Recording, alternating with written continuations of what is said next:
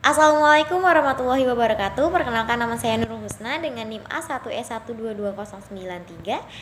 Jadi tujuan saya membuat video ini adalah untuk memenuhi tugas ulangan tengah semester mata kuliah, evaluasi dan diagnosis kesulitan belajar pada anak. Jadi objek saya dalam untuk memenuhi tugas ini adalah seorang anak berinisial RA. Ia merupakan seorang anak pertama dari 2 bersaudara. Ayahnya bekerja sebagai pekerja swasta, sedangkan ibunya adalah seorang ibu rumah tangga. RA saat ini duduk di bangku kelas 2 SD.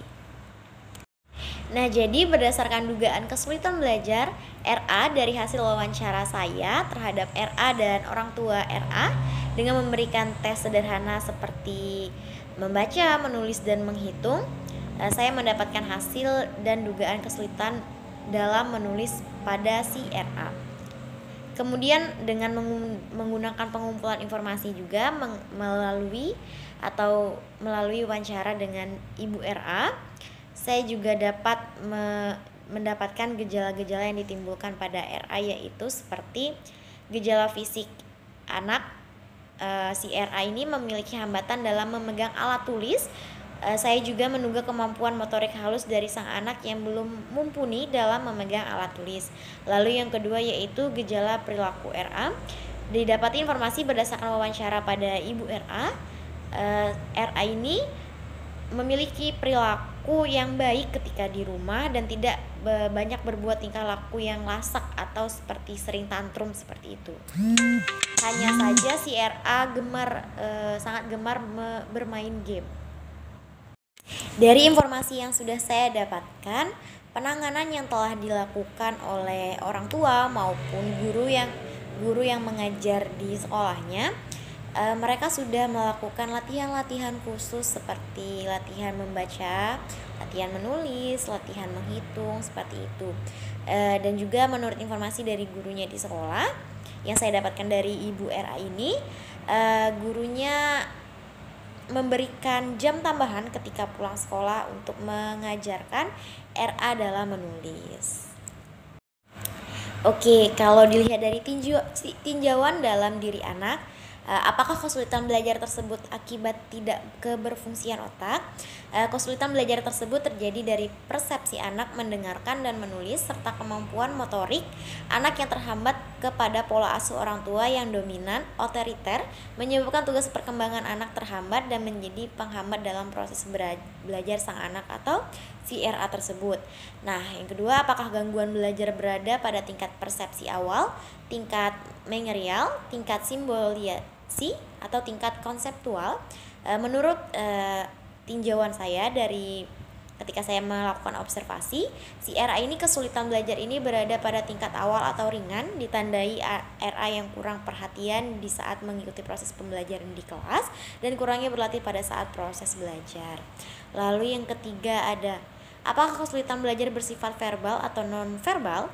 Kesulitan belajar non-verbal, menurut definisinya sendiri, kesulitan belajar non-verbal adalah hambatan belajar yang berkaitan dengan pengalaman, penginderaan, penglihatan, pendengaran, perabaan, taktil, pengecap, membau, dapat dilihat dari penginderaan sang anak dan fungsi motoriknya yang menghambatnya dalam proses belajar. Nah, lalu apakah ada gangguan pada fungsi auditori atau pendengaran visual? Nah, jadi ada, yaitu gangguan dalam fungsi motoriknya yang terlihat dari cara pemegangan alat tulis yang tidak benar atau tidak mumpuni si RA ini dalam melakukannya. Lalu jenis kesulitan belajar apa yang terjadi belajar yang menjadi dugaan yang kuat.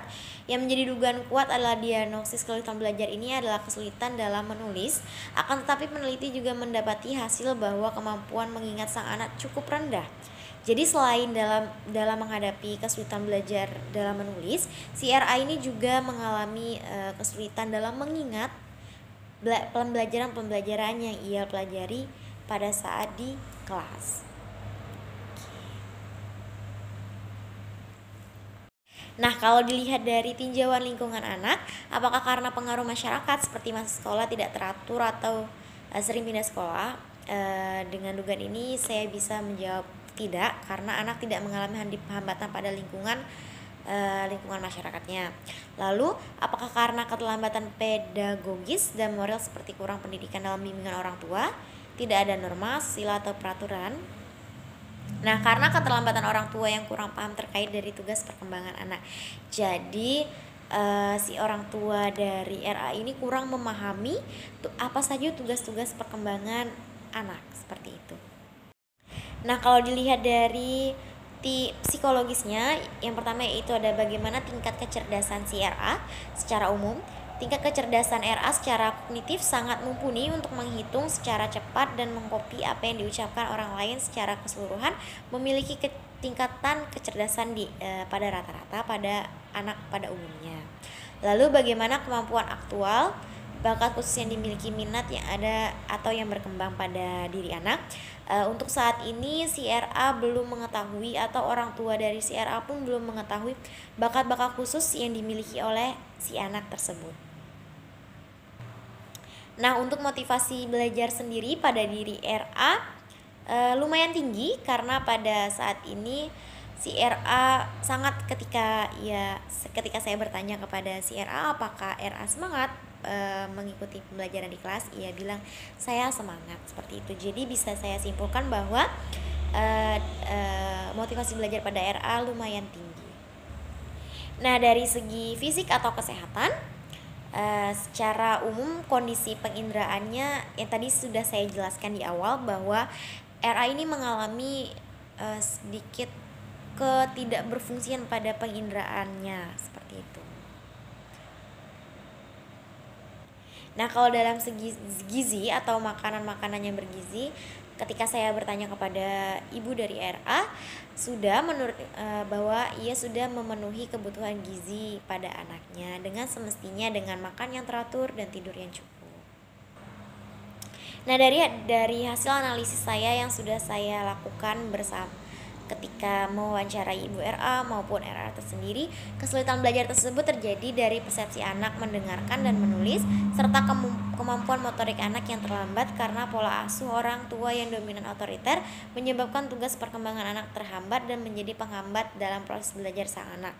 Menurut tinjauan dari peneliti, sang anak kesulitan belajar ini berada pada tingkat awal atau ringan, ditandai dengan anak yang kurang perhatian dalam mengikuti proses pembelajaran dan kurangnya berlatih pada saat proses belajar.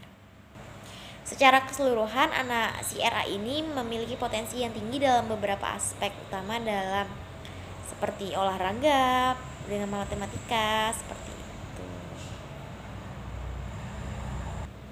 Jadi dapat saya simpulkan juga si RA ini memiliki motivasi belajar yang tinggi